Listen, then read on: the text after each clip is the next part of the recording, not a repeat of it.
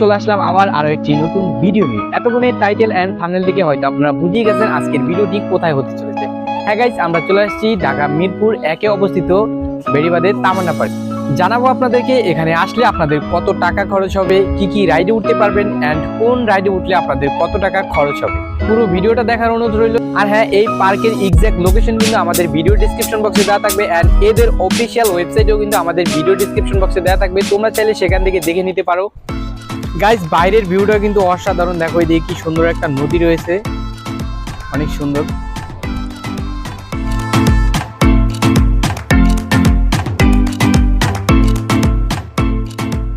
Guys, এখানে প্রবেশ করার জন্য প্রথমে আপনাদের 60 টাকা দিয়ে একটি প্রবেশপত্র নিতে হবে।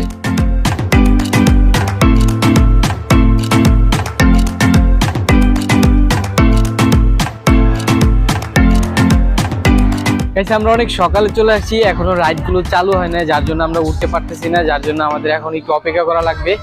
কোনো রাইডই কিন্তু এখনো চালু হয় নাই, কিছুক্ষণের ভিতরে হয়তো চালু হয়ে যাবে। মানুষজনের ভিড় আস্তে আস্তে বাড়তেছে। গাইস, এখানে আসলে কিন্তু তোমরা ছোট বড় মিলিয়ে প্রায় 15টার মতো রাইড পেয়ে যাবা। প্রতিটি রাইডে ওঠার জন্য তোমাদের এই টিকিট কাউন্টার থেকে টিকিট সংগ্রহ করতে হবে এন্ড প্রতিটি রাইডের টিকিট মূল্য 50 টাকা করে।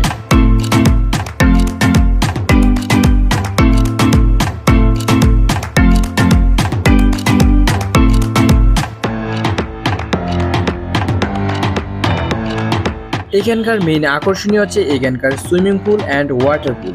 এই দুইটা জিনিসই কিন্তু একেবারে অসাধারণ।